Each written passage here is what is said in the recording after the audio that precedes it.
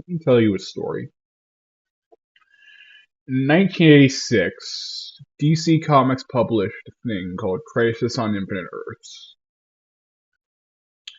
They looked back at the then 55-ish years of lore that they had accumulated and realized that from the beginning of the Golden Age to the end of the Bronze Age, they had written up a great many number of contradictions concerning the stories of their comics.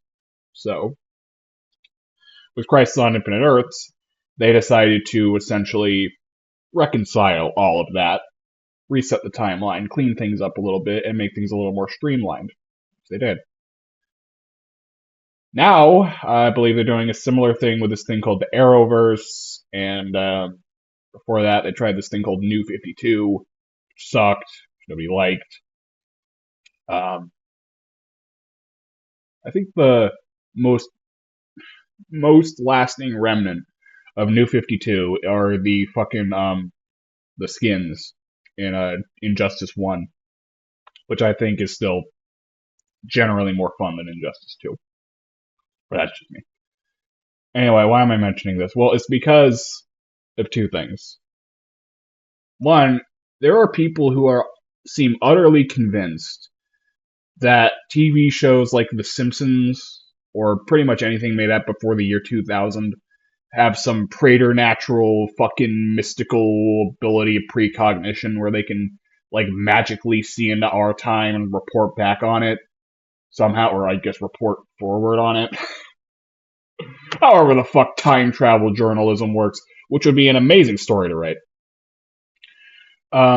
But some people, I guess they really seem to think that like Matt Groening is some kind of fucking precog or time traveler or some shit like that.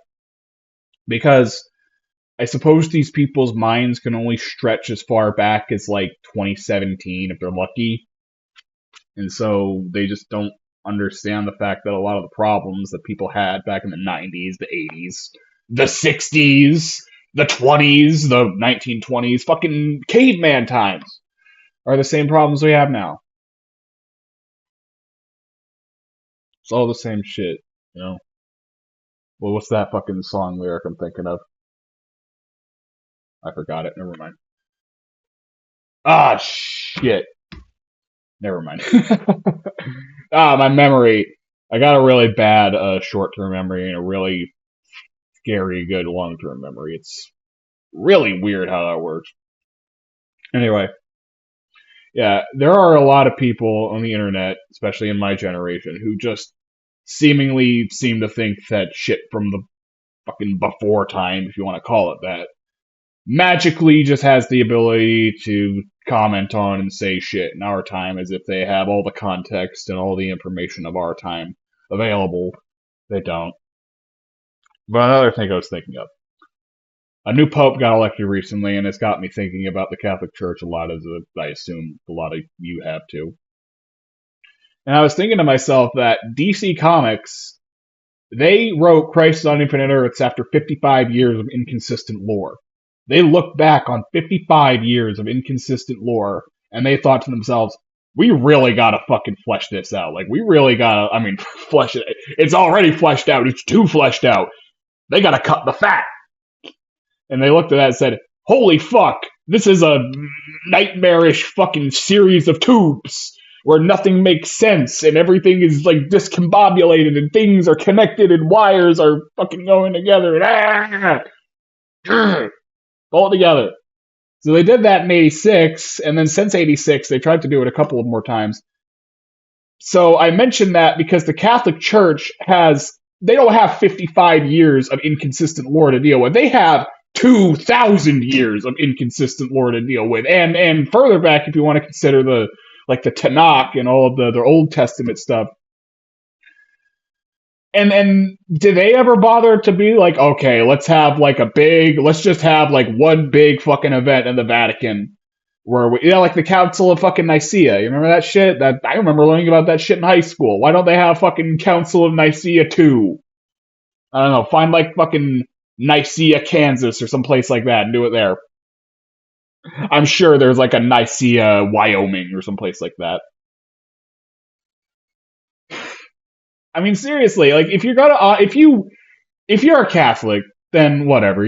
Chances are you were just raised like that. But if you're actually like into it, like if you're into all the Thomas Aquinas shit and learning about the saints and learning about the backstory and all that, then at some point you gotta realize that like this shit is not adding up with each other. Like what? Like you are contending with so much fucking lore. Like it's like learning about all the different Green Lanterns. Oh shit, there's Hal Jordan, there's John Stewart, there's Kyle Rayner, there's Jessica, what's her face? Sorry. You know what I mean? And eventually you got to figure out which stories of which saints are true, and you got to figure out which ones you don't care about, and which ones are actually false saints, and which are, false demons, and which are false angels, and which angels are more important than other angels, and all that fucking silly horse shit. And whether or not you believe in Dante's Inferno is literally true or not, I guess. 2,000 years of fucked up contradicting lore. And most of it was made like 500 years ago, because a lot of people don't realize that like a lot of the Christian stuff as we know it is only from like the Renaissance or like post Black Death, at least. Before that, it was just a lot more just like an insular fucking cultish shit. Really nasty. I mean, it's still fucking nasty, let's be honest, but I guess today it's a little more performative. That's not good either, because then they go around fucking telling everyone about it. Ugh. Like, like I heard someone say that like the reason like Catholic churches only look so bleak and white, stark, and like, I mean, not bleak, but like you know what I mean. If you've ever been in one, it's not like usually a fucking riot of color. But before that, before the Reformation, oh yes, it was. They painted everything gold leaf, everything covered in jewels, and that's still what the bigger fucking cathedrals look like today. It's just like color. And that's what the Orthodox churches like are in Russia, the big ones. Woo!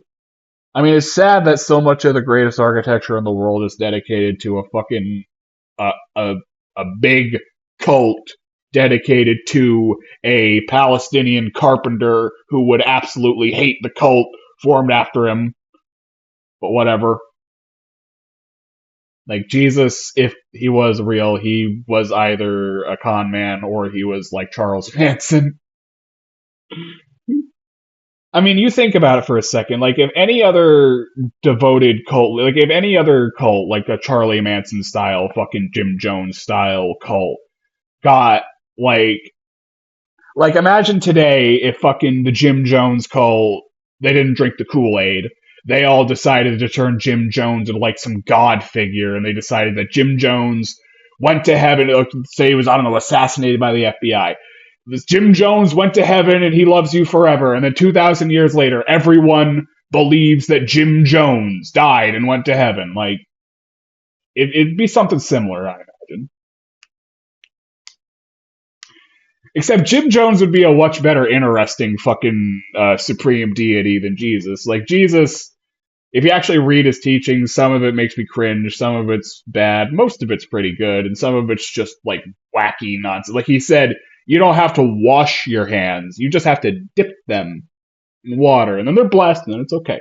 And he also said that you can eat anything you want, doesn't matter, because it's not what you eat that makes you sick, it's what you say that makes you sick. Yeah. I suppose RFK Jr. believes that too. Oh, where was I going with all of this? Pub's a fucking White Sox fan, and that makes me pissed off. See ya.